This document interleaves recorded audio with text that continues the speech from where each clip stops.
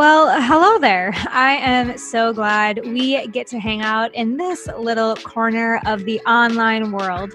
I'm Hanna Hermanson, certified coach, international speaker, author, and founder of Dream Life is Real Life. I've helped hundreds of coaches build, scale, and enjoy their online businesses. Essentially, make their dream life their real life. So, welcome to the Dream Life is Real Life podcast. In these shows, you'll find the real people, concrete tactics, and weekly motivation and inspiration to make your dream life your real life. Look, I started this podcast to bring you the role models I never have. You are not seeing double. It is me with my soul sister, Stephanie, and we just happen to be kind of matching. I love how this happens. So often, Stephanie and I happen to look a little bit alike and have a lot of it in common. So I'm really excited to have her come and double down really on her expertise with you all today. So just so you get a good picture of exactly who Stephanie is, she's the founder of the Rolling Mat Mobile Yoga Studio, which is based in Atlanta, Georgia.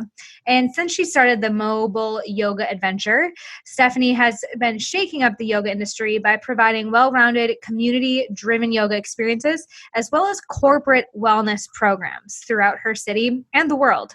And over the last few years, she's gained a lot of momentum and been able to partner with folks like Whole Foods, Keller Williams, AT&T, and lots of breweries in Atlanta, which, again, you'll see the commonalities unfold here.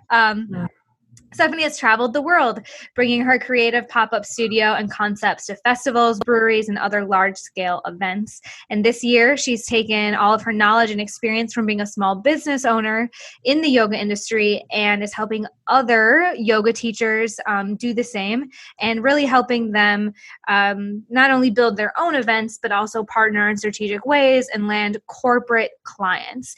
And that's what I'm excited to chat a little bit about you with, but welcome, Stephanie. Thank you so much, Hannah. It's great to be back. I know, seeing your face again. Stephanie and I got to work together for over a year. We had these Zoom meetings and I coached her and we really got this thing rolling, pun intended. So for folks that haven't, maybe listened to the other episode we did together or gotten to know you yet, will you tell us just a little bit about what inspired you to take yoga onto the road? Like, is this always what you knew you had to be when you grew up, or what's your story? It is not at all what I thought I would be doing when I grew up. When I was younger, I thought I was going to move to New York and work for MTV.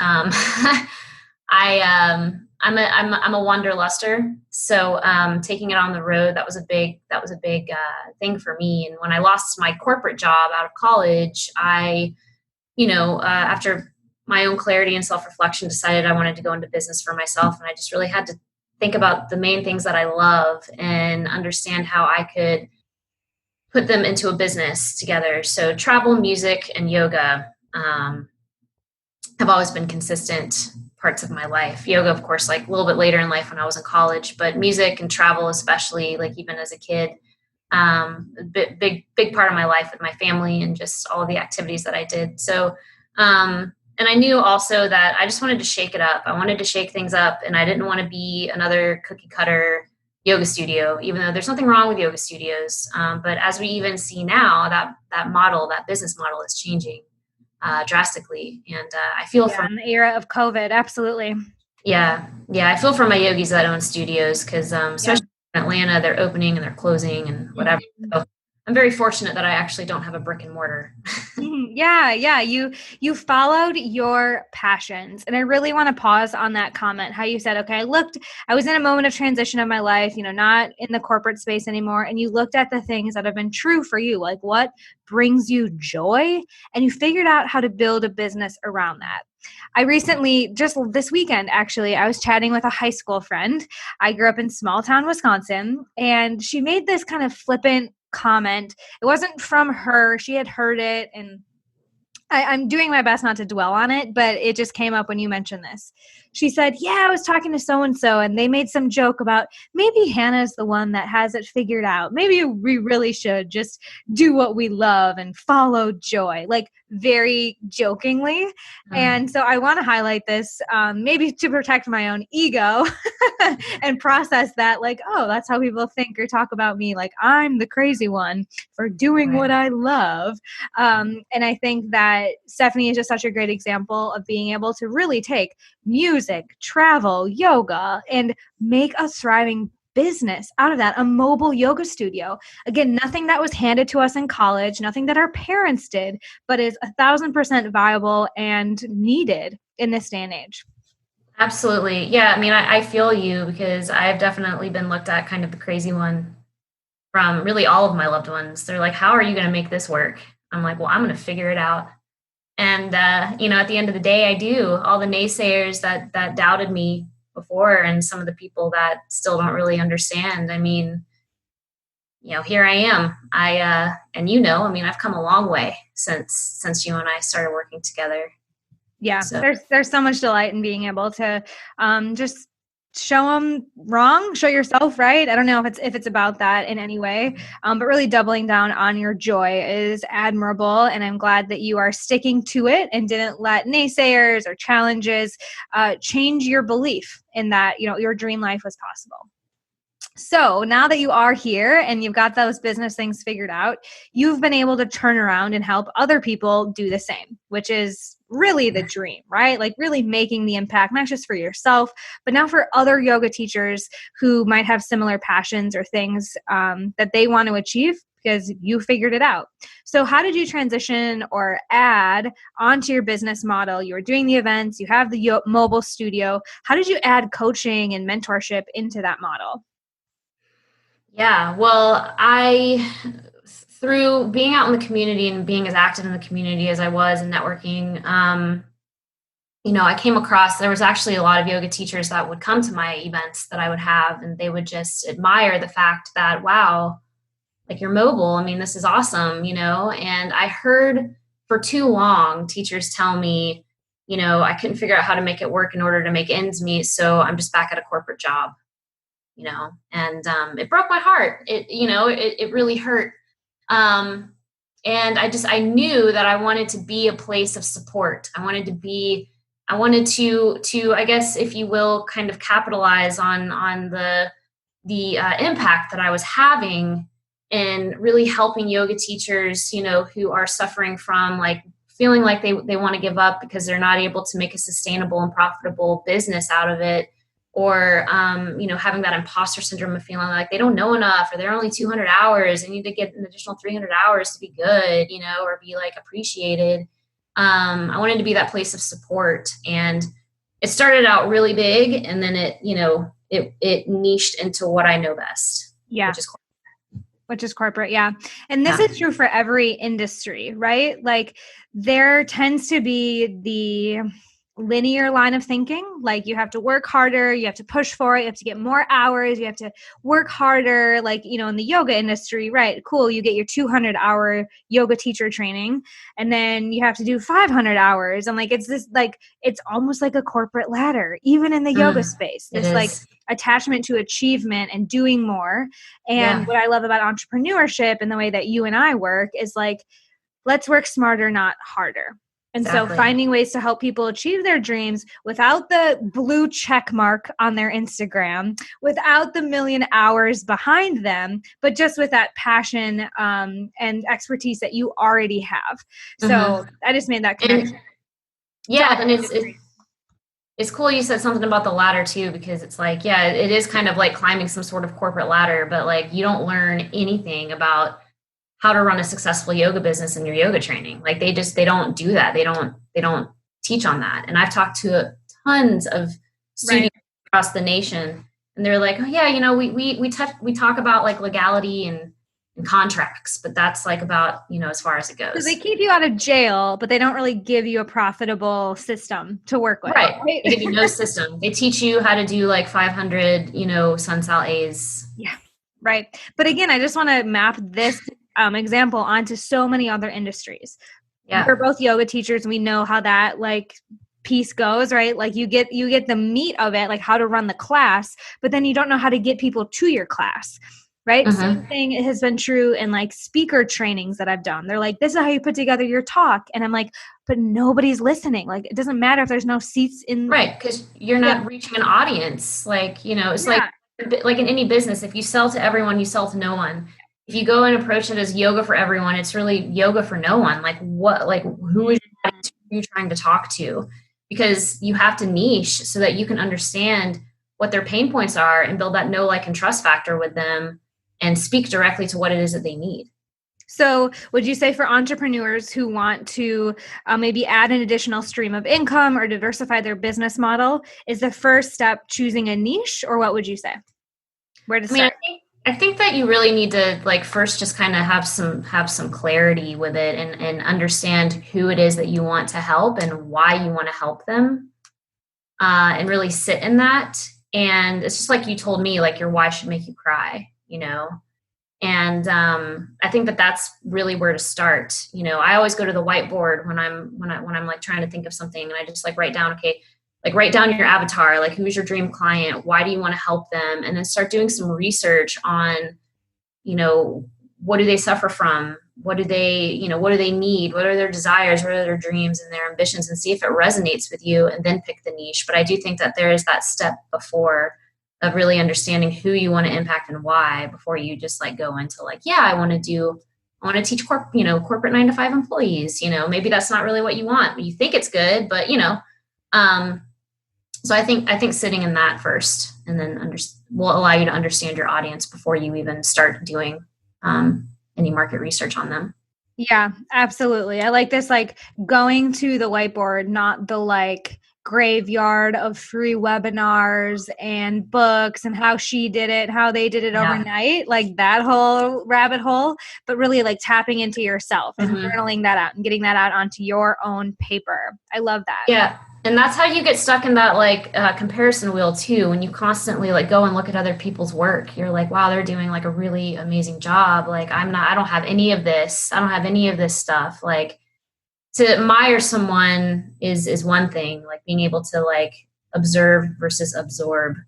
I love that. That's powerful, you know? Yeah. Yeah. Okay, so take us through the steps. I think people are like, cool, like I can get clear on my why. I mean, we've heard this before, right? And take some time to reflect on what you actually want and that thing you want to be able to share with people. How then do we take that to some of these high-end corporate clients or retainer clients that are going to be, yeah, like that high ticket, high impact type of relationship? Well, it really starts with your list of warm market, like people that you know, because the first step is discovering who the hell to talk to. A lot of people think like, oh, I'm just gonna, you know, reach out to HR and see if I can get my program in here, or there's a lot of like motivational speaker, teamwork engagement type people that like to go into companies and really boost the morale, you know. But it's like, who do they talk to? Yeah. And it varies across the board. It just depends on the organization. But I always try to, I've never had luck with HR, so I always busted out of the seams of HR, and I would go to people that I knew. Yeah. So it's good to like draft your warm market list, and just because you'd be surprised at how many people you actually know that side of an organization that you would enjoy like giving value to, whatever it may be. And, you know, pick their brain a little bit and see if you can get a point of contact of who would hire like an outside vendor such as yourself. I love this. And I want to pause because we'll say it again, like start with who you know, right? It's like the Eleanor Roosevelt quote, like start where you are with what you have and what you can do. I recently looked at some numbers. I've been in business for 4 years, and I wanted to really understand where people came from, because I've tried a lot of things like Facebook ads, podcasts, Facebook group. And I realized that almost 20% of my clients came from social interactions. So like my own yoga teacher training.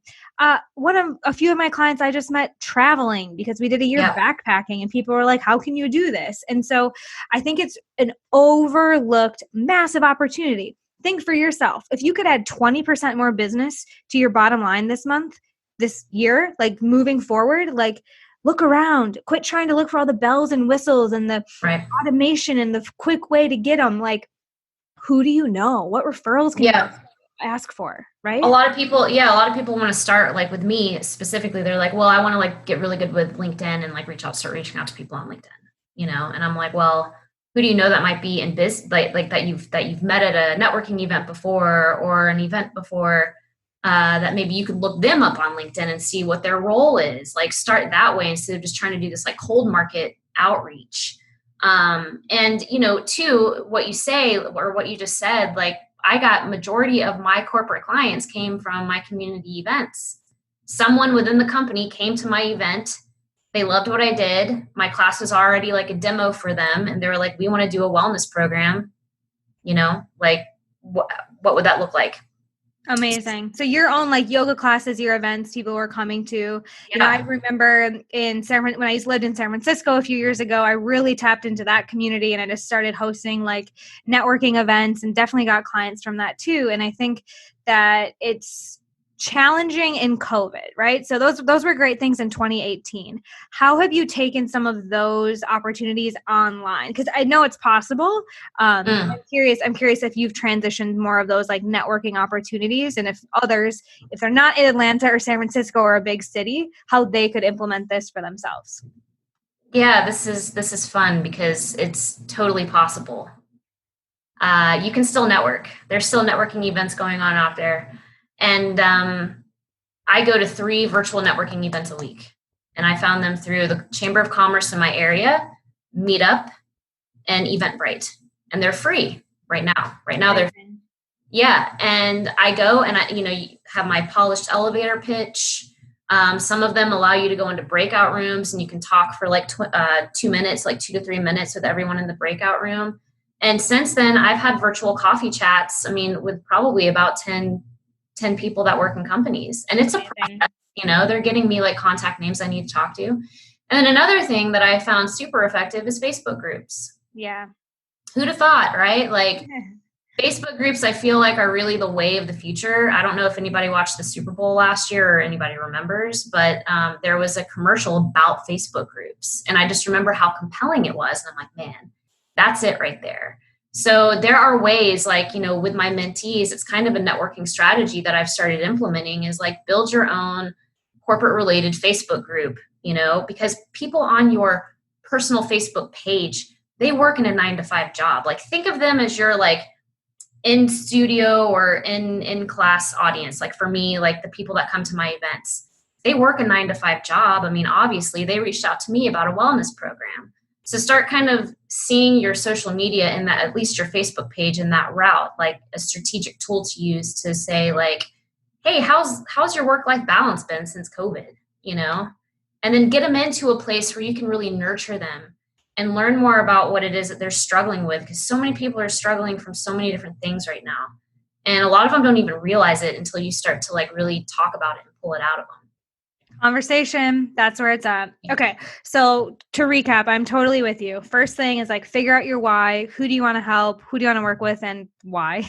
Then start with who you know, like who are the contacts you already have? Who are the connections you can be making? And then, you know, yes, continue that networking, continue to grow the folks that you know in the way Stephanie's talking about, but get them into conversation, right? Like another mind-blowing thing that I know we worked on so much is like, you don't just like webinars can work, like putting content out, pushing out can work, but there's so much in fostering those intimate relationships. So when you get people in conversation, opening up to you, like you said, where do you take them? Is there like a special, when we're talking about corporate, sometimes people think it's like a foreign land. Do you talk to them differently? Do you enroll them differently than other coaching clients? What does the conversion look like?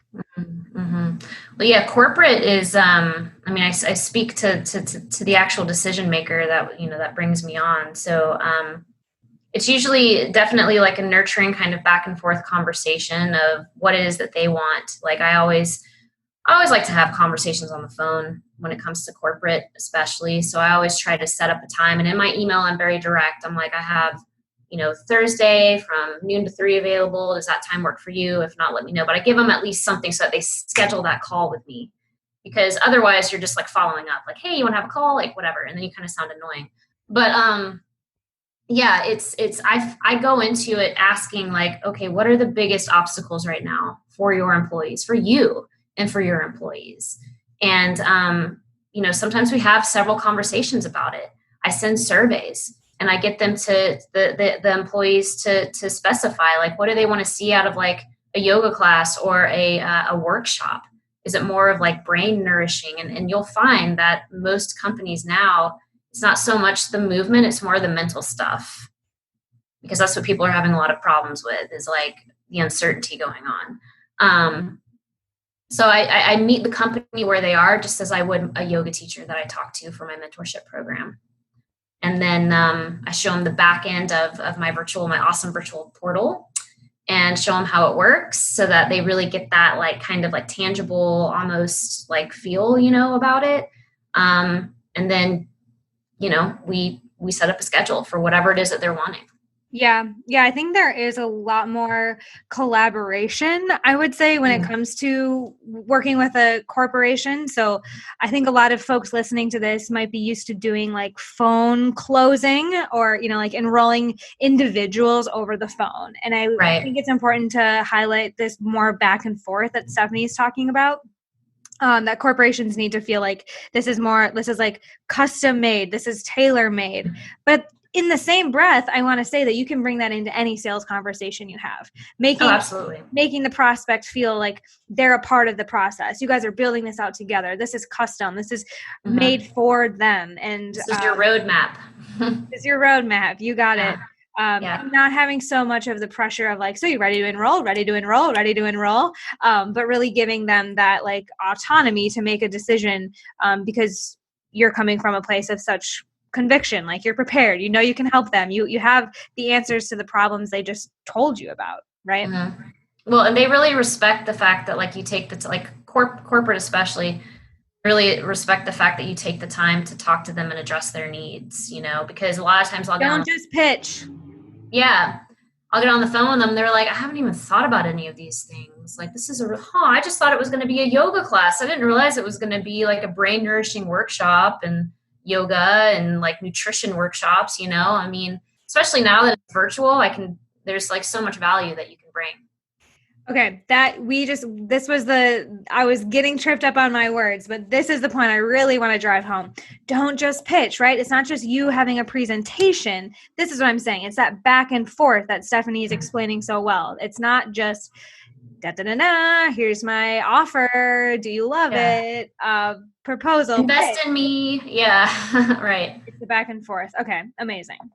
So a question I hear a lot from other folks who have quote unquote retainer clients, meaning they sign up for an ongoing service, they pay you a monthly investment and you just keep working together, which is different than like join my 8-week program, right? Right. How do you retain retainer clients? How do you keep that relationship growing and being mutually beneficial once you're in the door?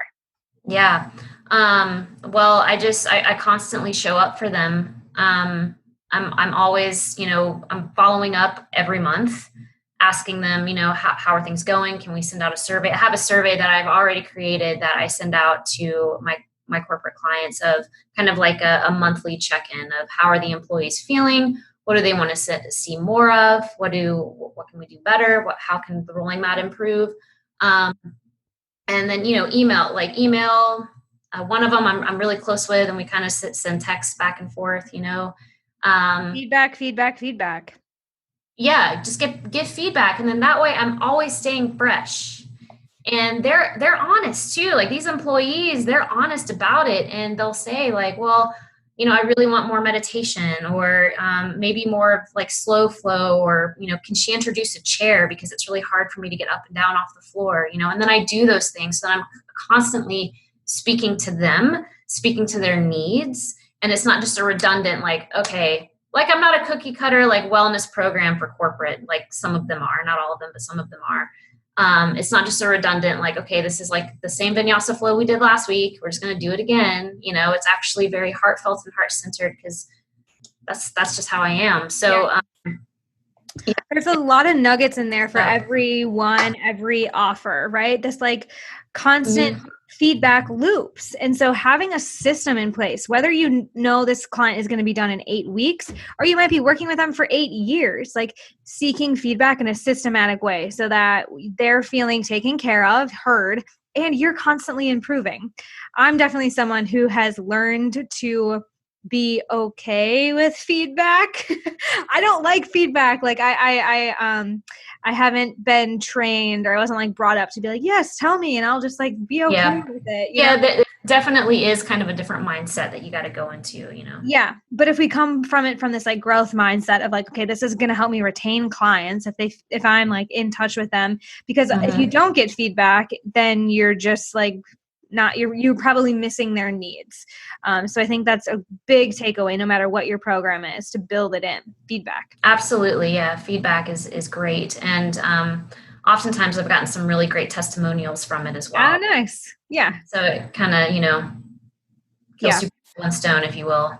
Yeah. Well, I love this. And I think this is just a super important conversation, near and dear to my heart, because I know the power of yoga. I think that if more people could just take deep breaths and love themselves, like the world would just operate so much more nicely. And especially in the era of COVID, helping yoga teachers get these practices and tools out to folks who are in massive stress, even if they're not in the office, but thinking outside of the box, ways to spread your message, your joy, because people need it and don't have the tools and expertise you might have. So as we wrap up, Stephanie, I would love to know, what is one thing that listeners can do today, whether they're a yoga teacher or entrepreneur or anything, just to get one step closer to their dream life? What's an action listeners can take today that you'd recommend?